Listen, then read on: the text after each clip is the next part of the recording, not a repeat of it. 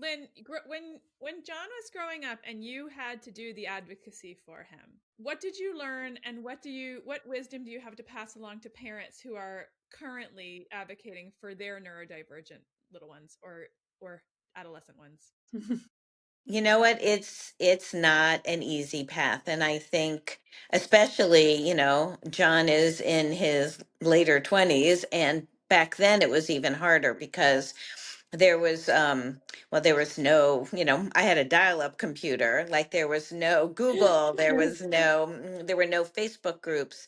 I did not have a community, and I didn't know really anybody whose child was neurodivergent. And it also really wasn't, talked about as much.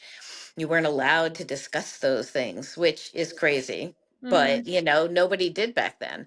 And so it was difficult because I had as early as, when he was 3 in his nursery school class, his teacher was saying that he was slow and, he should stay back. And I'm thinking, no, that is not my child. I'm not just a prejudiced mom, but I know that's not my kid. He, as he said, he loved Thomas the Tank Engine and knew every Thomas's character's name, but not that Thomas started with the letter T. And we know that everyone learns differently. I have 3 much older kids, but I knew John was not hitting the sort of classic milestones. And so I had to start doing my own investigation. I went to the library, I talked to a friend who's a pediatrician. The school was most unhelpful, even when he got into grade school. And it, almost to the contrary. And I just knew in my gut that something was just different and needed to be addressed differently. So I found, with help, I found someone who would test him because the school wouldn't. Oh, Uh, that's so frustrating. That still happens, Lynn, and it drives me bonkers.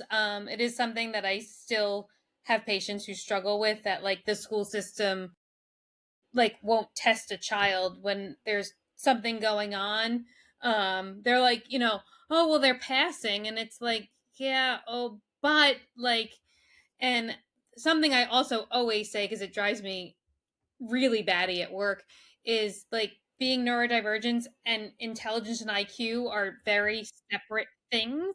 Um, oh yeah. they have not, like, one doesn't equal the other. Like, and I hate when it's like, oh, somebody's slow. Like, what the heck does that mean? Like, Actually, mom was using a more polite way of. Yeah, want to keep it PG. So it, it was very, very hard. And ironically, once I did have him tested and I went into the school with, all the information, they said, we don't buy it. We're going to test him. I'm like, too little, too late. that Like, still happens.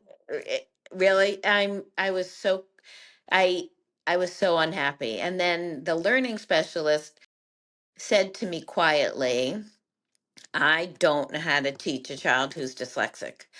And yep. And I thought, okay, so now what? And so the woman who did the testing had a child who was autistic, had a child with dyslexia, and said to me, there's an amazing school in New York, in Westchester, which is about 45 minutes from where we live.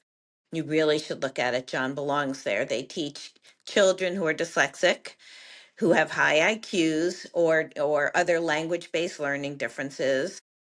Go look at it. And so I did. And I thought, oh, if John could go here, this would be amazing. And so we had a family meeting.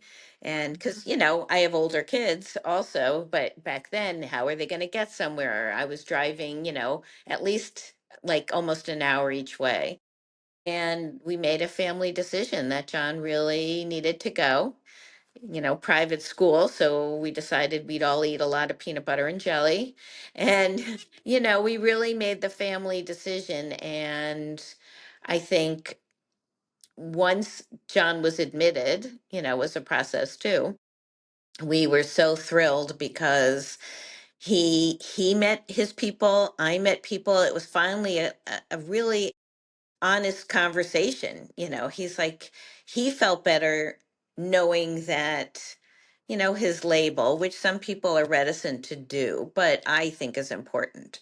His label gave him the feeling that, wow, it's not my fault. And now I'm in a place where I can learn.